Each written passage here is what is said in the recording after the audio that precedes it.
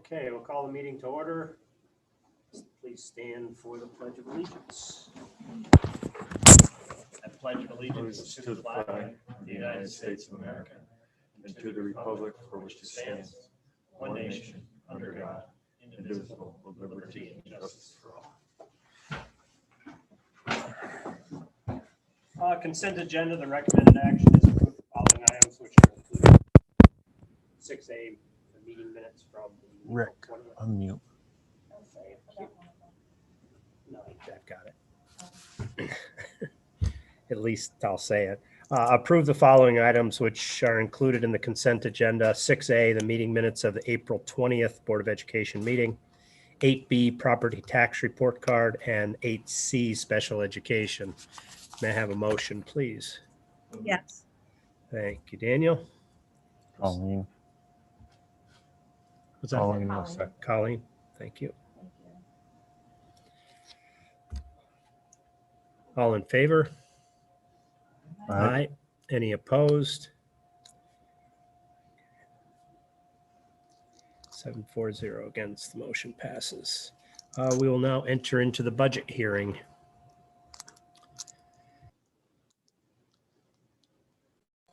Dr. Catania, the floor is yours.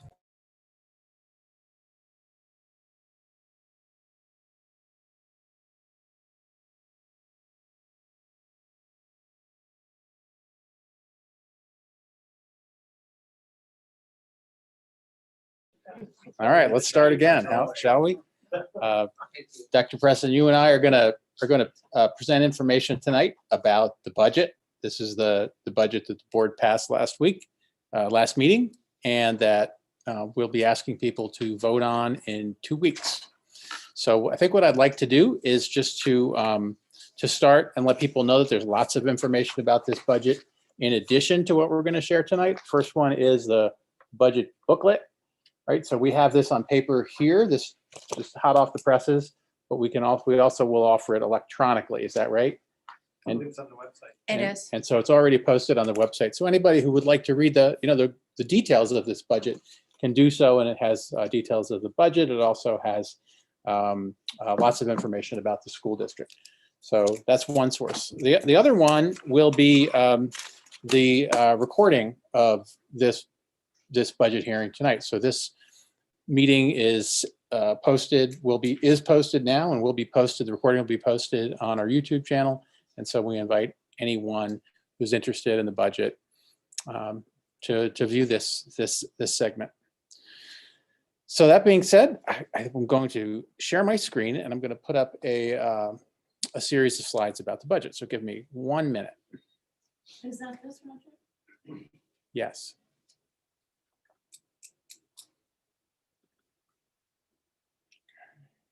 And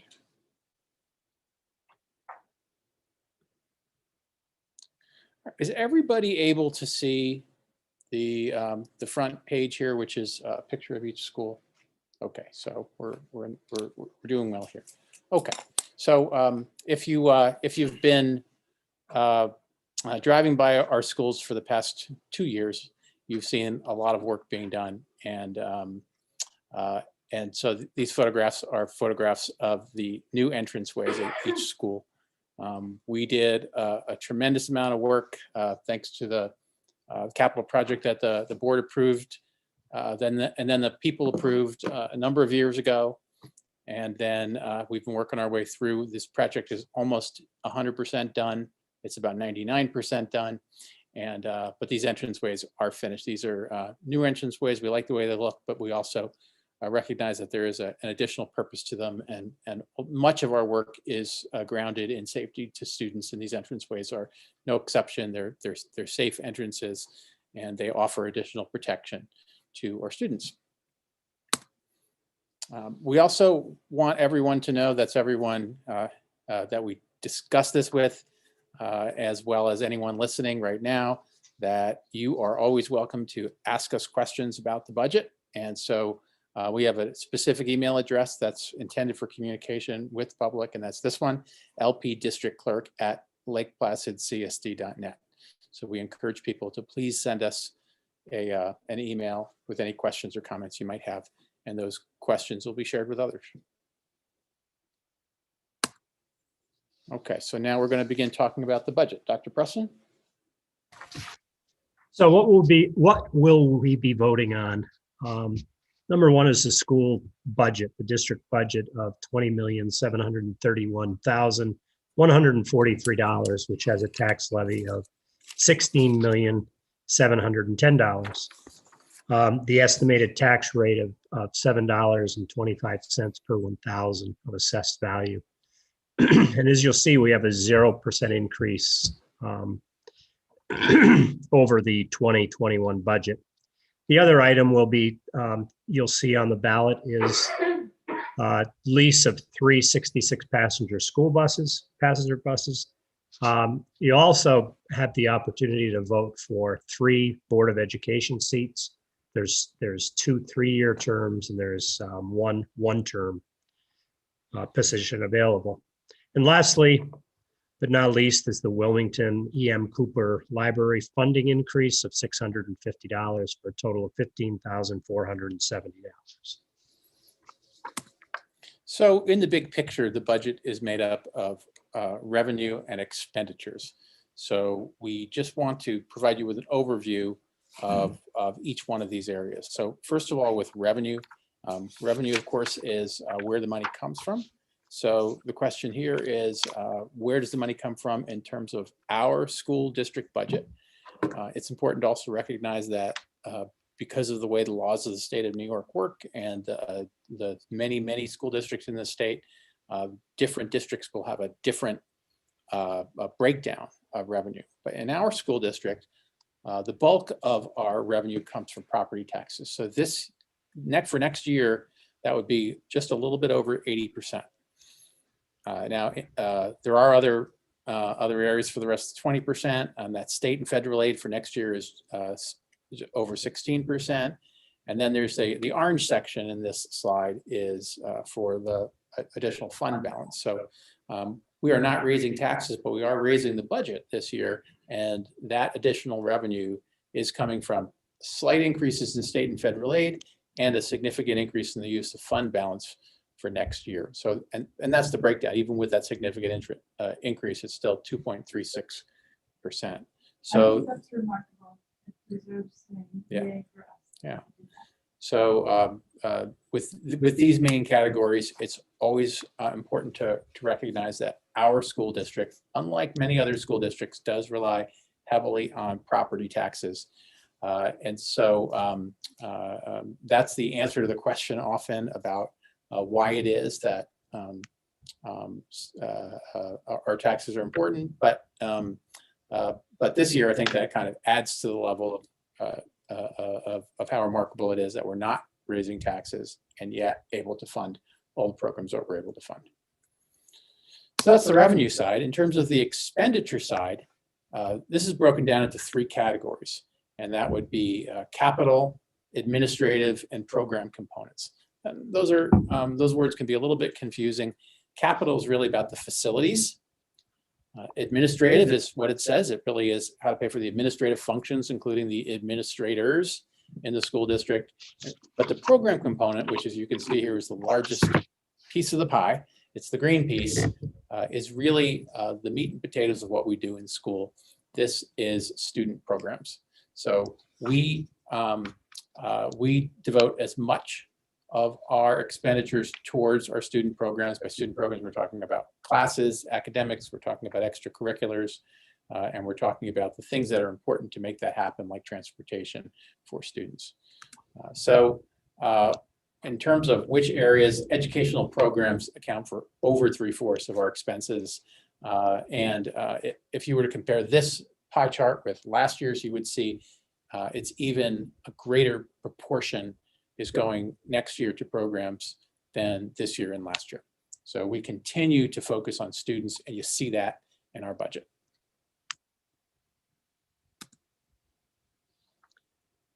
So some basic facts. These are the key figures determining the budget election for this year. For the first time in many years, the budget does not have a proposed increase in taxes. Instead, relying upon state aid federal funding to cover expenses along with the use of unrestricted fund balance. Assuming no changes to your assessment, no homeowner should see property tax increase over last year. So we made these determinations after going through all the calculations and all of the determinations of budgeting, and that includes the tax cap. So we did determine the tax cap. The tax cap for next year is 1.685%. That means that the board could have voted to increase property taxes by up to that tax cap without requiring any supermajority of the vote. But the board did not vote to do that. The board voted to remain flat, and therefore we did not. This budget does not reach the tax cap.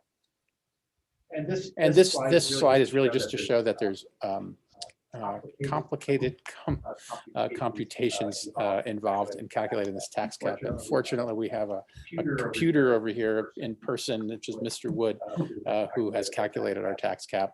And so he's done all this work in terms of determining how capital costs are impact the tax cap along many other areas.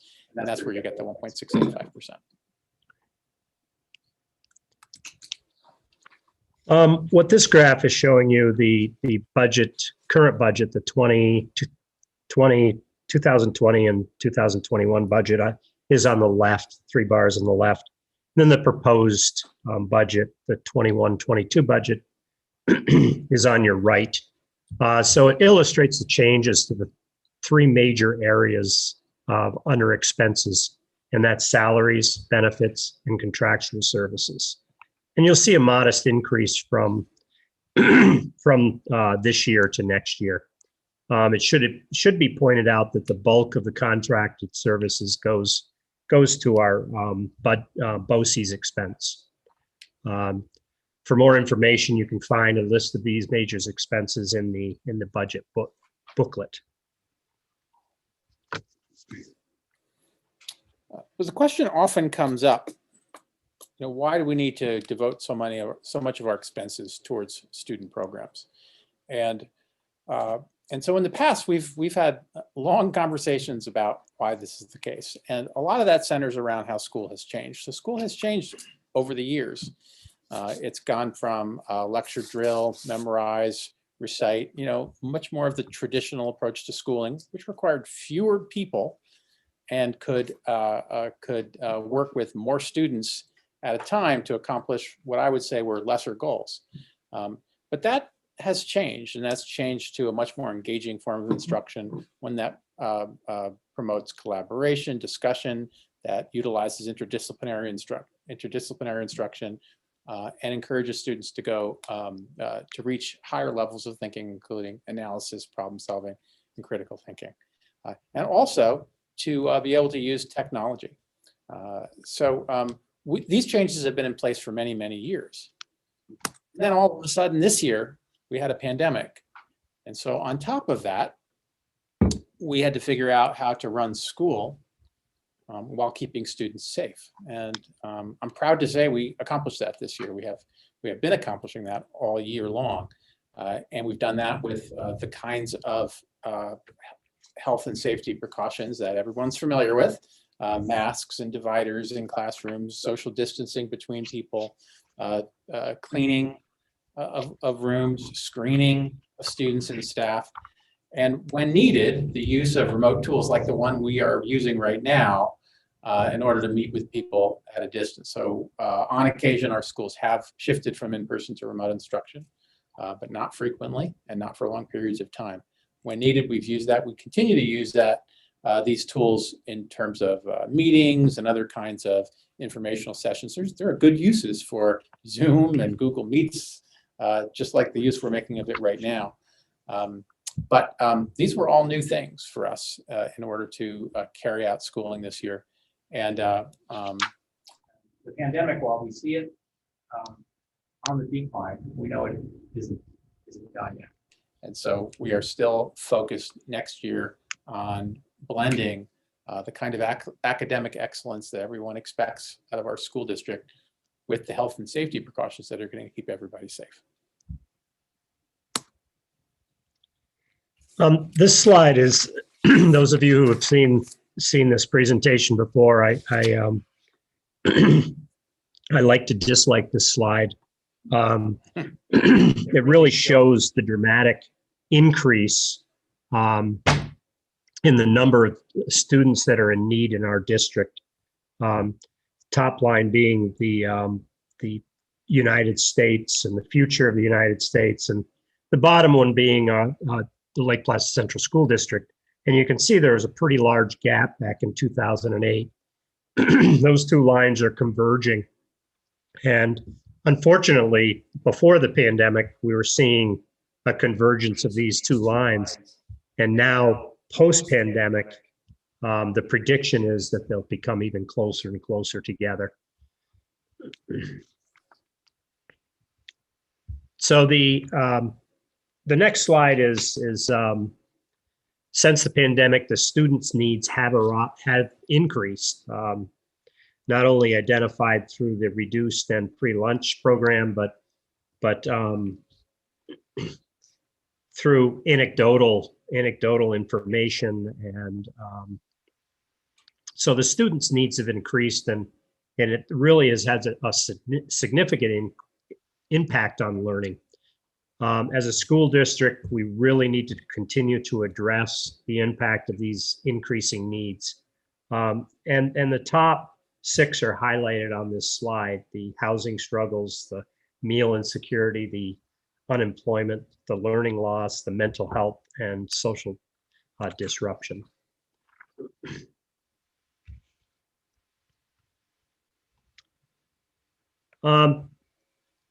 This is a somewhat of a busy slide, but is an important one as it goes through the what our budget includes.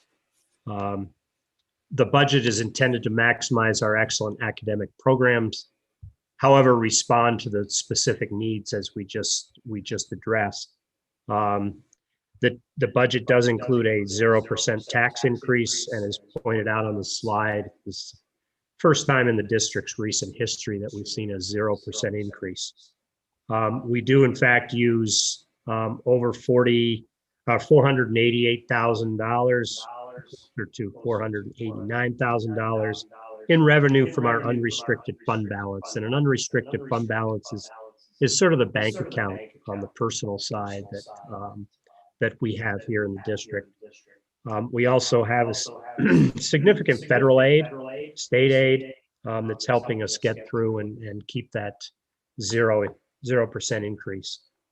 Up to $25,000 additional funding for contractual expenses in support of curriculum, and 1 additional special education teacher and teaching assistant position to support new high needs students.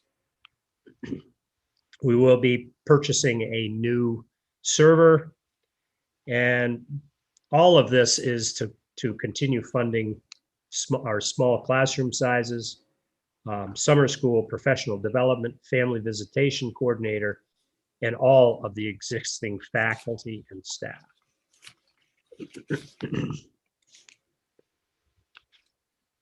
So while we're talking about budgets, we're always also talking about the quality of our school system. And we want to share some of that with everyone who's watching this presentation. One thing we're very proud of is that we know that our schools have the potential to change the lives of our students. And we know it because we know many students whose lives have been changed, and they will point right to their teachers, their classes, their experiences that happened at Lake Placid Central School District. And that's because we spend a lot of time preparing students for the future. We're looking ahead with them and for them. And some of that's focusing on traditional things like graduating from high school. We have a high graduation rate. Like doing well in terms of preparing for college, and things like SATs and college applications, but also supporting students who are going a career route or a military route. So we are focused on our students. We're focused on them today. We're focused on them tomorrow, and we're focused on where they're headed down the road. And we believe we can make a difference. And that's where a lot of these programs are coming from. We put together programs that can really help students down in the future. As Dr. Catania pointed out, the Lake Placid Central School District goes above and beyond the basics, and that is demonstrated by our typical high graduation rate, which is generally 90% or higher. More reasons to be proud of our school district is our music and arts programs. Now that's been an issue this year, of course, because with the pandemic, we have had to really constrain what we're able to do with the arts. But we are looking to make changes as we speak. Our music programs are forming again. We expect to see a performance, still with a limited audience, but a performance nevertheless, later this month. And looking ahead to next year, we would like to see 100% of our art and music programs back on track and engaging students in these really, really important areas. Another reason to be proud, the district goes above and beyond the basics. All children learn French and Spanish starting in kindergarten. They choose one language in 6th grade and can meet the high school graduation requirements by 8th grade. We offer Spanish and French through level 5. And another reason to be proud is that we are a small school district that offers a range of programs that help prepare students at a high level of preparation. So that's true if students are looking to go on in college and perform at a high level. We have advanced placement classes in a number of different areas. Also other college credit classes through North Country Community College. But that's not all. For students who are looking to dive in deep into their career fields, we offer the CTE programs that are available through our BOCES, and we also connect with their New Visions programs in health and technology. So just a lot of different options, a tremendous number of options for a small school district like ours. Another reason to be proud. We can be proud of our 7-year partnership with St. Agnes School to offer free, high-quality, universal PreK for every children of the school district. It's a game changer when it comes to education. The program is grant funded and does not rely upon tax dollars. In this slide, the photo on the left is from Restaurant Day when the class simulated a restaurant. They made menus. They brought in food from a local restaurant and practiced dining etiquette, discussed nutrition and other aspects of nutrition. Parent volunteers actually came in and played the wait staff for the children. And other reasons to be proud is that we're always looking for new and different ways to support children and families. This year, we've instituted a family outreach coordinator, and you can see Tina Clark in the photograph with books, and she offers free books to families and students as a part of her program. But Tina reaches out to families. She's available to visit at home. She provides books.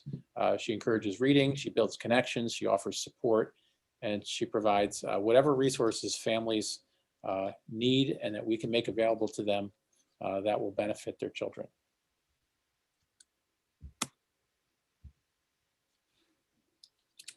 A reason to be very proud during this pandemic. This board is very pleased that the district remained open for all students 5 days a week, while also offering families a remote option for those that chose that option. Why did this happen? Well, we believe it was in the best interest of students and the families. And our experience this year has proven to be very accurate. we are proud of what we have accomplished this year. We're proud of the staff and everyone in this district that made this happen.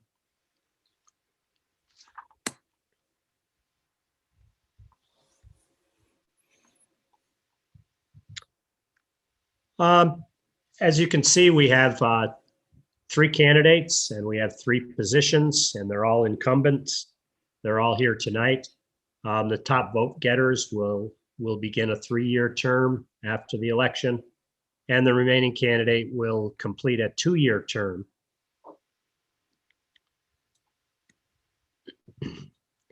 We ask you to vote either in person or by way of absentee ballot. For additional information, you'll see on this slide, or for an absentee ballot, please contact Karen Angelopoulos at the telephone number listed or the email address listed here, or go to our website, the school website. So do we have any questions amongst our board members? Great presentation, really thorough and very encouraging on the 0% tax rate. Sorry, Colleen, there you go. I just said it's a very encouraging report. It's very positive. And I just think for the taxpayers in the district to have a 0% tax increase, especially this year, is amazing. So great job. So for anyone who is able to watch this live or recording, we encourage you to send your comments and your questions to this email address. And as I said, we will do our best to answer your questions and get back to you. Also, did you slip a Ferris Bueller's Day Off image in there in your presentation? I'm fairly certain I saw Sloan Peterson sitting at one of the desks.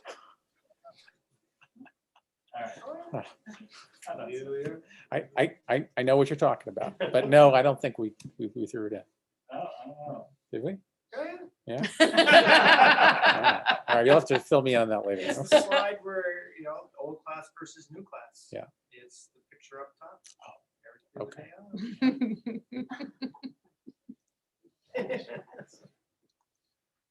Great. Anything else? Anyone? Yeah, I know what you're talking about. All right, I'm going to stop sharing the screen and we can go back to the meeting.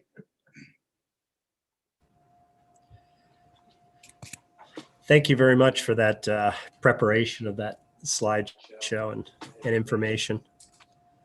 If there are no other questions, we'll move to the good of the cause. Any emails No. received? Or okay, great. Thank you very much. Go right on to reports. As a result of the policy committee meeting on April 21st, we have 2 updated policies and 1 new policy under the first read. I'd like to publicly thank all those who have taken time out of their schedules to be part of this important committee. Dr. Catania, Karen, board members Joan and Martha, and the other committee members, Patty Gallagher, Pat Stanton, Favor Smith, and Mary Werner. So thank you very much. I was a part of that committee and I know how much work it is and how important it is. So thank you. Dr. Catania has given excellent summary of each policy. Would you like to go over any, or do they? Yeah, they're not significant changes. The attendance changes are just meant to reflect reality. Sorry, let me take this off. The attendance changes are meant to reflect the changes this year with remote services. So you'll see some language changes in there. The student health services. You're going to see a lot of changes of the word shall to will, and that's one of those really sort of technical changes that the policy committee has to focus on sometimes, often under with the recommendations of NISPA. But the additional changes, some of them reflect the need to remove barriers for any students who might be understood to be homeless. And then the third is to reflect, again, reality of the pandemic, the need at times to exclude students who are positive with COVID-19 or are required to quarantine. That way our policy reflects county and state health department policies. And then the third one, the pesticides and pest management policy. This is it's officially it's a new policy because we did not have it in place, although we have been essentially following what's in this policy. So we've provided a draft of the policy that essentially reflects what we've already been doing, which is to follow the standard practices and protocols involving anytime there's a need for utilizing pesticides on school grounds. And that means we inform families about it. We ask them to let us know if they want the 48-hour notice prior to the application.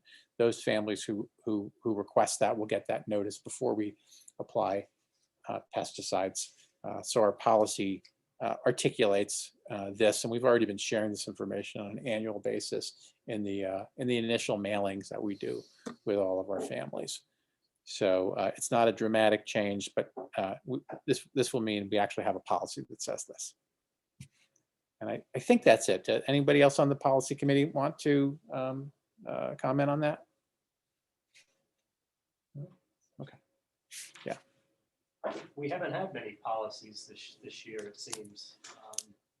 And so what happens is we have a first read, which is now this is the time for your input and any changes that you'd like to see. And then we have a second read and a vote. So. You know, I might add that we had a community member who I spoke with recently who wanted to know about how the public could weigh in on policies. And it's really at this stage. So if somebody had a comment or a suggestion about one of these three policies, it would be at the first read stage.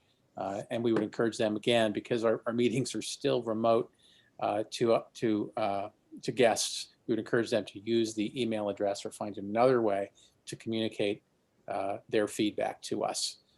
And that would be on these tonight or in any future policies at the first read stage. Thank you.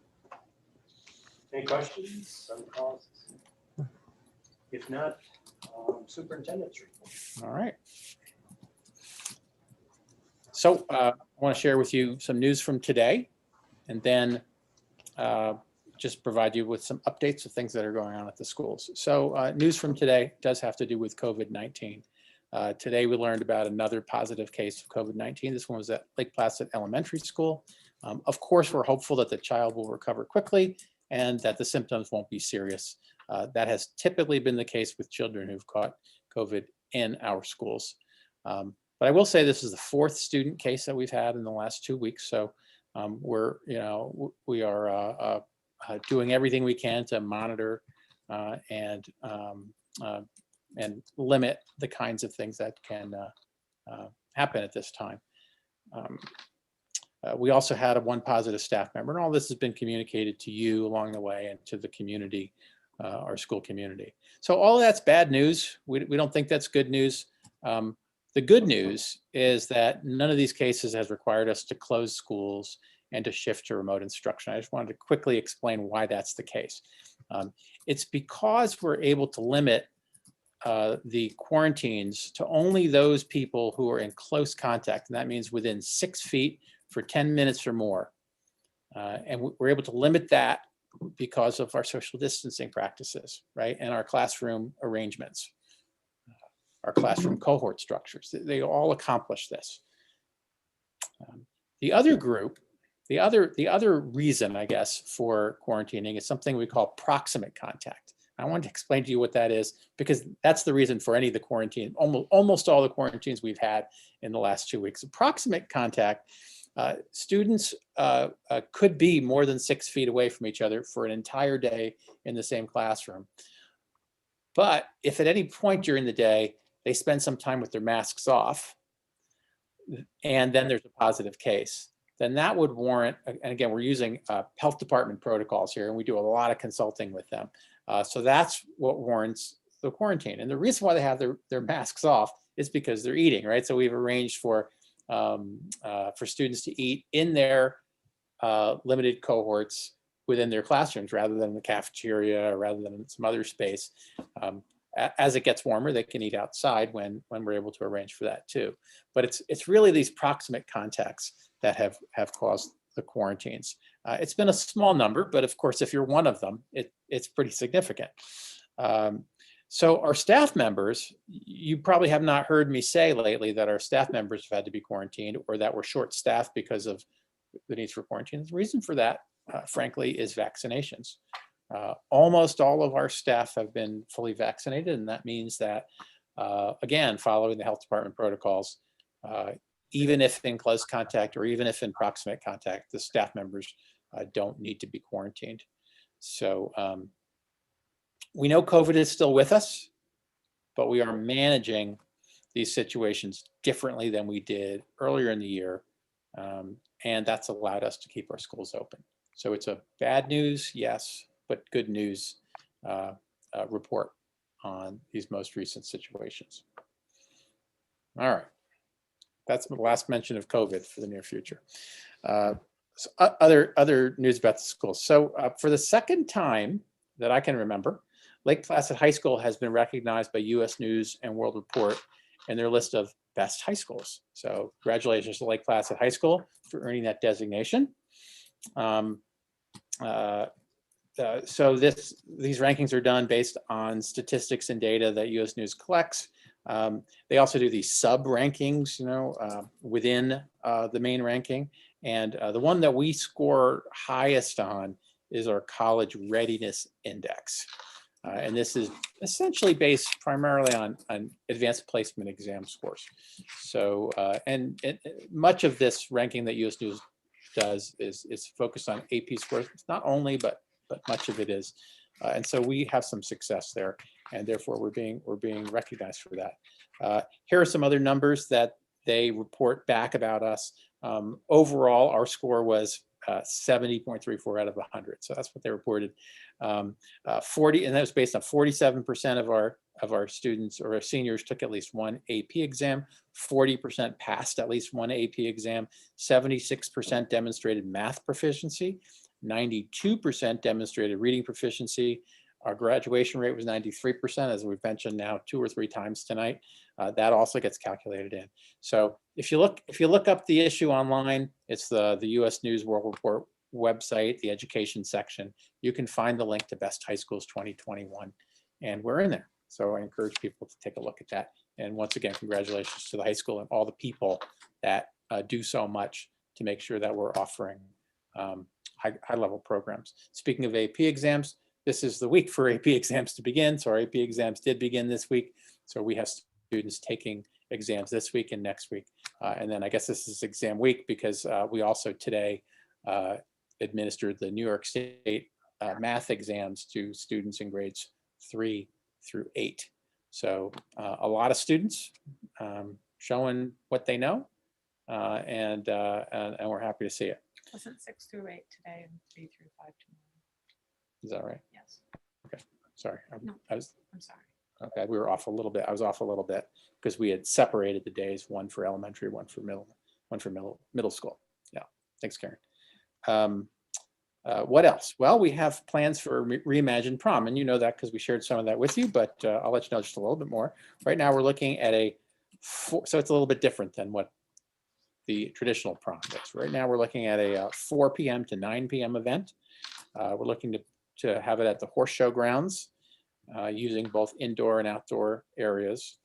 We're hoping to include food, music, a hypnotist, trivia contests, lawn games, photographs, and of course, some time for students to socialize safely within the area that they'll be in. So many thanks to the junior class and their advisors, Emily McConvey and Taylor Prosper, for working to organize this Reimagined Prom. Spring sports. So spring sports started last week. And because it's a condensed season, spring sports contests start this week. So we will have contests. Matter of fact, I believe the first lacrosse game was today. And then other contests will be, I believe most of them start on Thursday. So congratulations and best of luck to all of our athletes and the coaches. Music, I mentioned this earlier. Our music department is planning a performance. The date, I didn't mention the date. It's Thursday, May 20th, 7 p.m. start time. This would be something they're calling a Broadway showcase. So they're using some Broadway tunes to be able to showcase our students and their musical abilities. So this is going to be in front of, as I said before, a limited audience. So we hope that that means that parents of the students involved will be able to attend. Will they stream that as well? Isn't that? I don't know if that's in the works yet, but I would imagine, because we tend to be doing that now with a lot of things, that it is. Other things to mention, 2 other things to mention. First of all, we're in the middle of an open enrollment period for both our pre-K 4 program. Rick mentioned the pre-K 4 program earlier, and our kindergarten program.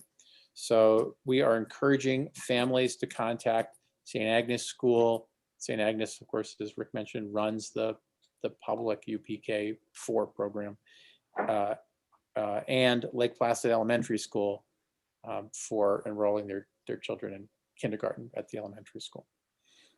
And then finally, I want to mention the outing club. You know, we do partner with the Lake Placid Outing Club, and we support what they do, and they reach out to students of all backgrounds to engage them in activities in the outside. So the Outing Club is getting back on track. They're having a sign-up night on Wednesday, the 12th. That would be a week from tomorrow. That's at 5:30 p.m. at the Horse Show grounds. The Outing Club really is a wonderful opportunity for any child in the district to enjoy these kinds of outdoor experiences and adventures. And we'll be sharing more with you about the Outing Club in the near future, and some things that we hope to be able to share and comment. And I think that's it. Any questions or comments?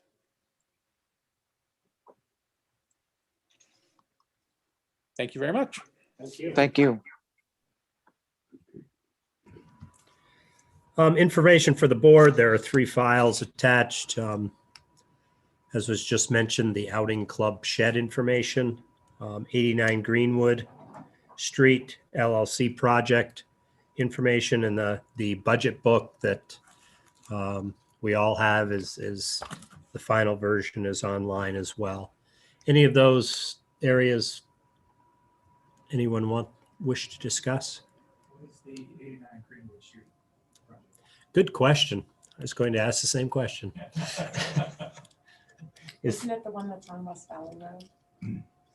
Is that what they're calling it? The 89 Greenwood? 89 Greenwood Is the high rise. Is the high rise. Right. Dan? The high rise just changed hands. It's under Okay. new management. And from what I read, it looks like they're looking for tax breaks. Okay. Okay. Is there any action that we need to take on that, or is that just? All this is just information. Yeah. Yeah. We just like to be able to share with you what we receive. Yeah. And sometimes we're more familiar with it than other times. You guys are just hoping no one brought that one up. I mean, I read through think it, it was a but- late addition to the. Right. to- Yeah, to the I read read through through it it, too, but but it's a it- lot of Yeah. herebys and Right. legal nonsense. Okay. Thanks for clarifying that, Dan. Well, it is, it's on Zoom, so we can all attend if we'd like, the public hearing, so. Anything else under information? Linking goals with agenda items. I'll go first. I think with the budget over 3/4 focused on programming, I think that's, students first. I think that is that's a goal that we consistently hit. And I think that's great. Set Seconding students. that with the various things that you mentioned, the US News and World Report, Mhm. and other, the creative prom and such. It's all here. And to come is the donation acceptance, which would be finance, but also students, because it does impact students as well.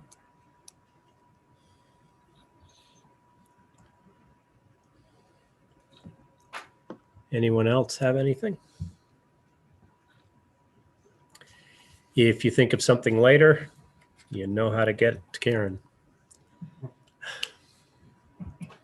Or Karen will make it up for us. So okay, capital project update. Welcome back to the agenda. Well, I met with Florida, well, some of their representatives a little over a week ago, talked about specifically the runoff and what they're going to do to address it as they rebuild the oval. So they shared with me their drawings and showed how they're going to be putting in place a drainage trench all around the oval that drains into some underground pipes, and then it will run all the way over to a filtration system. When you see where they were digging along Main Street, just by the box, that's where that filtration system is going to go. It's going to be all underground. It's going to be like a holding tank is how they kind of explained it, so that water releases slowly into the underground river. They said they had to do that by the Army Corps of Engineers specifications. So we talked why there was a runoff, and I then also had another conversation with our landscape architect, Tim Bonaparte, shared some pictures. He thinks it really came down to, if you look near that tarmac, where you enter the oval, where all the water was running off, there's a drainage grate that is surrounded by silts. And he believes that's prevented water draining off the oval to get into that. So it really covers that little drain hole.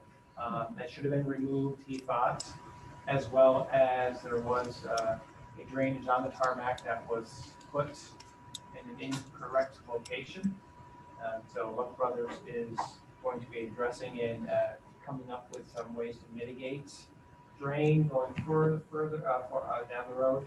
But they also believe that because there wasn't anything, they didn't have time to root the grass and all that, where the new fences, plus the shrubs, that also led to the drainage, was because you didn't have that system in place. So they believe, Tim, the landscape architect, believed that once that happens and you remove that silk screen, or once the oval is done and their new drainage around the oval, that we shouldn't see a repeat of what happened on the wall. And no, I do not have a schedule yet as to when Luck Brothers is coming. I've asked several times. Schoolhouse has reached out to Luck Brothers. They're still waiting to hear back from Luck Brothers. What I gathered, they are the last remaining contractor that has a punch list. Obviously, I'm not addressing the that's a whole separate incident, but issue. But for everything else, all the other contractors, what they've said is Lucky is the only one left that has to come and do some work. And we do hold back payment. Yes. Then I have a question. So I'm just questioning is whether is there any money left over from the capital project? Yes. Are we leaving any money on the table? As it looks right now, there will be money left over. Yes. So we do have a couple options once all is said and done and everything is paid, as to what to do with those funds. But that decision doesn't have to be made right now, or No. we have time on that. Yes. I mean, we can, like they said, you can, within the project itself, if you wanted to buy furniture, things like that, small things, yes, you can. If you decide you want to do a bigger project, you can apply and try to get another SED project number under the same bond proposal to spend some of that money. And the third option is we return the money, and it reduces our debt service. Thank you. Any other questions? So the roof is just still in sort of a stalemate stage? Yeah, I think it's the attorneys at this point. Okay. We've shared information, we've gotten information from Utica National in terms of the insurance claims, so they're really looking at that. Plus, and trying to come up with some type of agreement between us and the roof contractor, between the insurance claim and what is left after the insurance pays out everything, to cover the expenses. So I think that's kind of still in that phase, right, Roger? Yeah, that's right. That's right. It's pretty much a question about payment. Yeah. The last remaining roofing issues that we mentioned, a couple of minor ones before, and one of them was because the roof is obviously complete and keeping us dry, but there's a pooling issue right above us on this roof that we would like to get addressed, but that one hasn't been resolved yet. Okay. So we would like to figure out how we're going to move forward with that. We have some proposals out there, but we're not getting any feedback from the right people. So the roofing is mostly about the business side of things, with just a little bit on the final completion of the roofing improvements. Great, thank you. Any other questions on capital? Okay, meeting minutes is under consent. We'll move to the personnel. First personnel item is a teaching assistant retirement. Recommended action is, upon recommendation of the superintendent, accept the retirement of Alice Bickford, teaching assistant at the middle and high school, effective June 30th, 2021, with an exception to a 5-month rule pertaining to accessing full benefits upon retirement.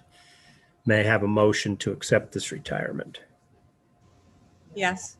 Thank you, Joan. Second. Thank you. Thank you, Colleen. Any discussion? I just want to add that Alice has been a committed long-term employee here. She does a tremendous job with our students. She's one of our go-to people. We really count on her. We value all that she's done here, and we respect the kind of professional she is. And so we're sad to see her go, but also happy for her in terms of being able to take care of some of her personal issues that she's trying to take care of. Right. Any further discussion? If not, if you'd please vote.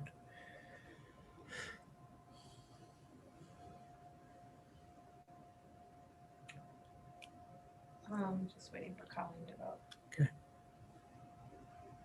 Karen, I don't have anything popping up, but I vote yes. Okay, thank you, Colleen. So I have 6 yes. 6 and Martha yes. not present. Correct. So 6-0 with 1 absent. So the motion passes. Next is a teaching staff appointment.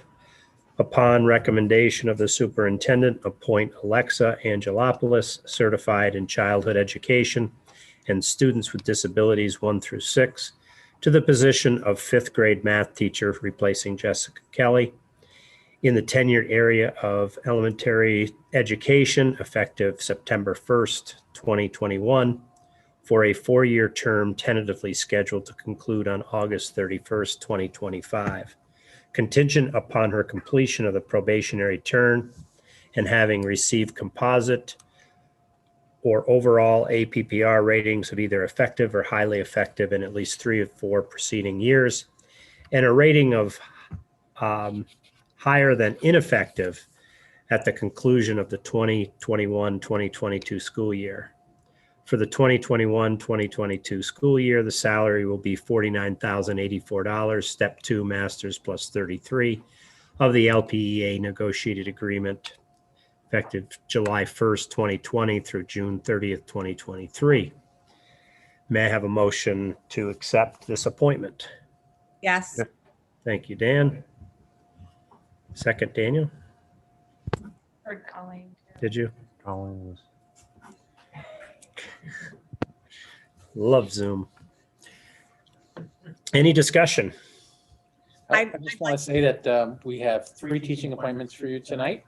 And we did all-out searches, and we had some really strong candidates for these positions.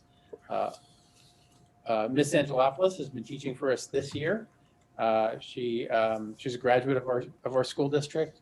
She has her bachelor's and her master's degree in bachelor's degree in childhood education, or master's degree in special education. But one thing that distinguishes her for this position is her math background.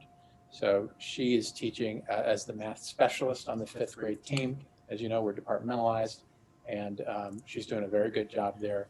I'm really happy to be able to make this recommendation to you. Rick, can I say something? Colleen's got something to say. I would just like to say I'm always very excited when we have a talented and energetic alumni come back to our district to teach in our classrooms, and I feel very blessed to have Alexa on board. I think we're in a great position in 5th grade. Congratulations to her. Thank you. Please vote, please, if you would. Colleen, are you still not getting the ability to vote? No, Karen, but yes. It's not popping up. Okay. I'm wondering thank if she refreshed her board docs page, if that would help. you. Oh, I can try it. I'll log out and come back in again. But it's a yes. 7 yes. Okay, 7 yes, 0 no. The motion passes. Next is another teaching staff appointment. Upon recommendation of the superintendent, appoint Brianna Courier, certified in childhood education 1 through 6, early childhood education birth to 2, and students with disabilities birth to 2, to the position of kindergarten teacher, replacing Pat Uliva in the tenured area of elementary education, effective September 1st, 2021, for a 4-year term tentatively scheduled to conclude on August 31st, 2025, contingent upon her completion of the probationary term and having received composite or overall APPR ratings of either effective or highly effective in at least 3 of the 4 preceding years, and a rating of higher than ineffective at the conclusion of the 2021-2022 school year. For the 2021-2022 school year, the salary will be $49,714, step 2, master's plus 42 of the LPEA negotiated agreement, July 1st, 2020 through June 30th, 2023. May I have a motion to accept this staff appointment? Thank you, Daniel. Second. Thank you, Martha. Discussion? Can I just add one Please. thing here? Ms. Courier's appointment is an example of someone who we hire as a teaching assistant, who we see great strengths in, and then work with them, nurture and support them into a teaching position like this. So, we talk about succession planning for superintendents often, but we're practicing succession planning for our faculty as well. Ms. Courier has done an excellent job as a teaching assistant. This year, she stepped in at the last minute as a replacement for a kindergarten teaching job, and she's done an excellent job.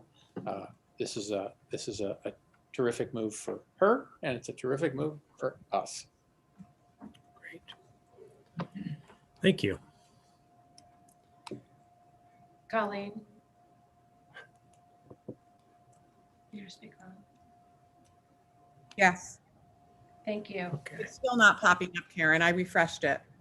7 yes. Okay. Okay. 7 yes, 0 no. The motion passes. The last teaching staff appointment. Upon recommendation of the superintendent, appoint Emily Dishner, certified in student with disabilities grade 1 through 6, childhood education 1 through 6, to the position of special education teacher in the tenure area of special education, effective September 1st, 2021, for a 4-year term, tentatively scheduled to conclude on August 31st, 2025, contingent upon her completion of the probationary term and having received composite or overall APPR ratings of either effective or highly effective in at least 3 of the 4 preceding years, and a rating higher than ineffective at the conclusion of the 2021-2022 school year. For the 2021-2022 school year, the salary will be $49,207.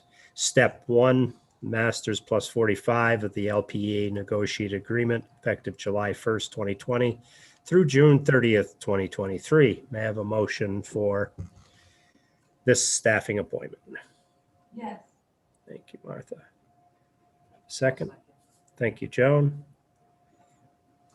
Have anything to add or discussion on this one? Just again, briefly. So we hired Ms. Dishner as a teaching assistant. That was the beginning of this year. When we hired her, she already came in with her bachelor's degree from McGill University and her master's degree from Lemoyne. She already had experience as a teaching assistant. We hired her again as a teaching assistant. And she's being hired for a special ed teaching position. I want you to know that right now, there are very few good, strong candidates for special ed teaching jobs out there. But because we're able to hire someone like Emily Dishner as a teaching assistant to start, we're able to help her make that transition into a full-time teaching job. And so chances are that we would not have the candidates for special ed teaching jobs if we did not have somebody like Emily and others who we hire as teaching assistants first with that background and then can transition to the teaching job. So again, I think this has been a pretty good practice, and the results speak for themselves. Great. Thank you. Colleen, Yes. 7 yes. 7 yes, 0 no. The motion passes. Appointment of election inspectors and workers for the budget vote scheduled for May 18th, 2021. The recommended action is, upon recommendation of the superintendent, approve the following inspectors / poll workers for the May 18th, 2021 budget vote as listed below. Do I need to read these or? No. Okay. May I have a motion to accept these inspectors and poll workers? Yes. Second. Dan and Daniel. Dan and Daniel. Let's put Dan for both of them. Okay. How about just a Dan and a 2? Dan's with her. Any discussion? I thank those people for their work. It's not the most exciting, I don't believe. Is it, Karen? No. We do have the voting machines in my office, though. Oh, great. Great, great. Is Larry Allen, is he, Yes. I mean, is he with the district? He's in Willsboro. Okay. I think Willsboro. And he just knows the machines well, I take it. Yes, I had to hire somebody off the list. Okay. Great. Colleen, The button popped up, so it should come through. oh, yay. 7 Yay. yes. Okay, 7 yes. No. 0 no's, so the motion passes. Additional action items. Donation acceptance. Recommended action, whereas the Lake Placid Central Schools Board of Education Policy 6255, donations, gifts, and grants to the district, allows for the superintendent of schools to accept on behalf of the board gifts and donations having a value of less than $1,500, whereas monies have been received in the total amount of $50,000 and $5,000 from LEAF. The purpose of funding the Lake Placid Elementary School playground and middle high school summer reading program, respectively. Now, therefore, be it resolved in accordance with Policy 6255, the Board of Education hereby accepts the checks from LEAF in the amount of $50,000 and $5,000 for these projects as noted above. May I have a motion, please? Thank you, Yeah. Joan. Colleen. That was Colleen. Thank Joan. Joan, Colleen.